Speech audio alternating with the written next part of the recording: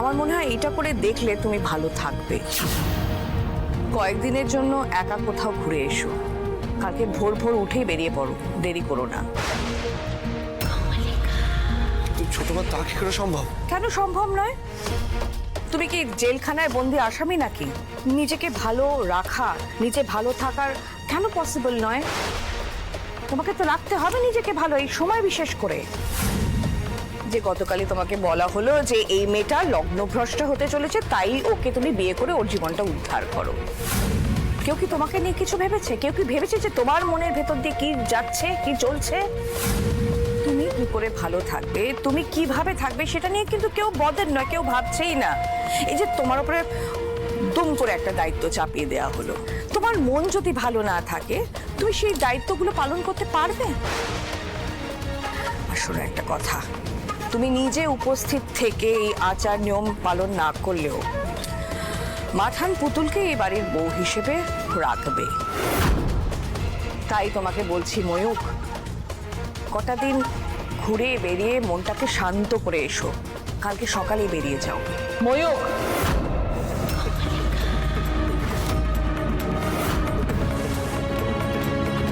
ওই চলে এলেন আমার পাকা গুটি কাঁচিয়ে দিতে। আচ্ছা, বুড়ি কি শুনেছে আমাদের সব কথা? তোমার সঙ্গে আমার কথা আছে ময়ূক। মেজ বৌমা, তোমার যদি ওর সঙ্গে কথা হয়ে গিয়ে থাকে তাহলে তুমি একটু নিচে যাও, আমি ওর সঙ্গে আলাদা কথা বলতে চাই। কথা না ছাই, এসেছে ময়ূকের মাথা খেতে, কিন্তু আমি তো ভালো করে মাথাটাকে মুড়িয়ে দিয়েছি। আমি জানি ময়ূক আমার কথা অনুযায়ী চলবে।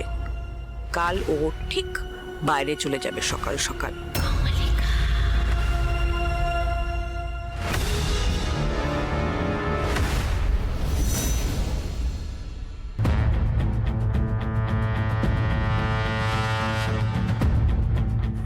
এইরকম একটা এলাকায় মৈনাকের বাড়ি হবে? অদ্ভুত।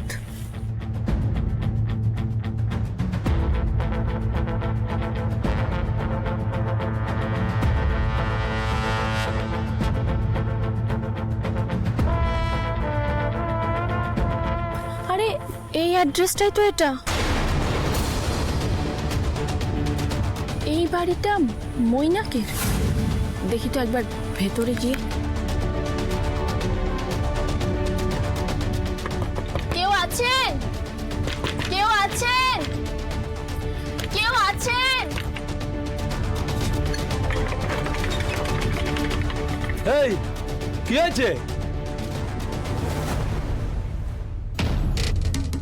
বলছি মৈনাক আছে? এটা মৈনাকেরই বাড়ি তো? এটা আমার বাড়ি, আমি এই বাড়ির মালিক। মইনাকে এখানে ভাড়া থাকে, এখানে কি দরকার?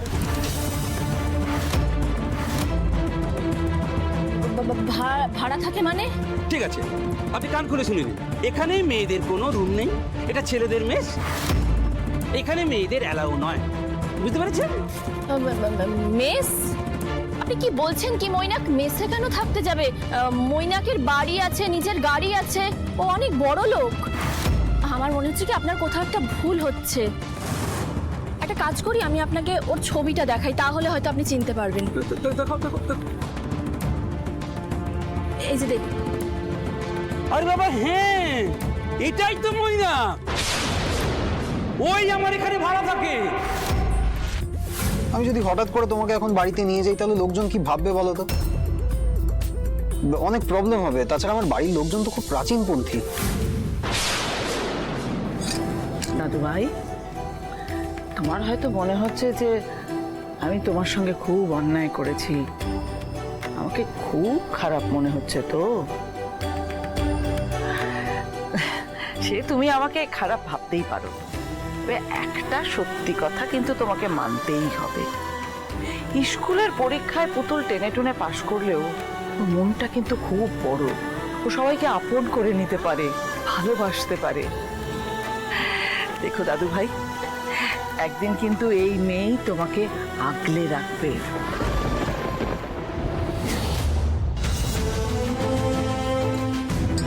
দাদু ভাই, আমি জানি দাদু ভাই, তোমাকে আমি যদি কিছু বলি তুমি সেটা না করতে পারো না, তবে আমি তোমাকে এখন কোনো আদেশ করতে আসিনি, একটা আবদার করতে এসেছি।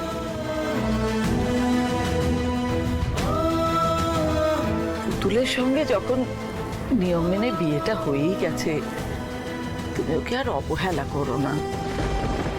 আমি জানি আজ হয়তো ওকে মেনে নিতে তোমার কষ্ট হচ্ছে, কিন্তু এটাও জানি মিলিয়ে নিও, একদিন এই পুতুলই তোমার সব থেকে ভালোবাসার মানুষ হবে, কাছের মানুষ হবে।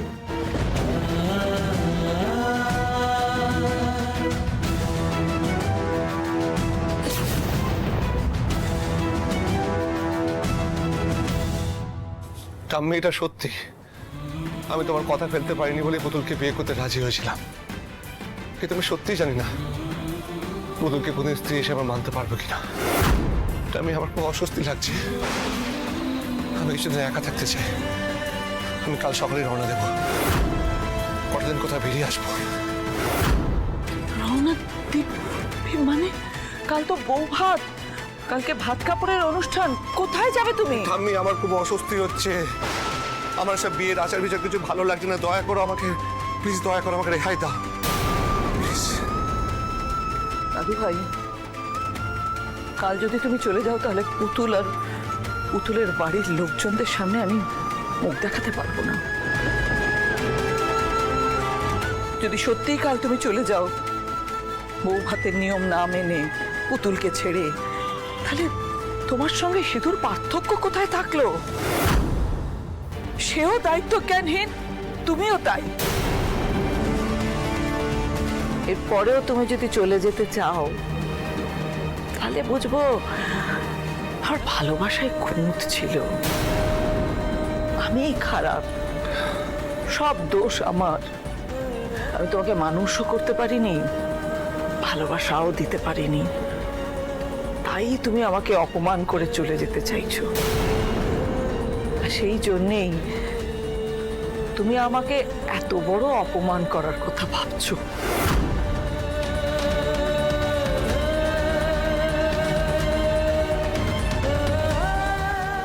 আমাকে তুমি কেমন ধর্ম সংকটে ফেলে দিলে ঠাম্মি।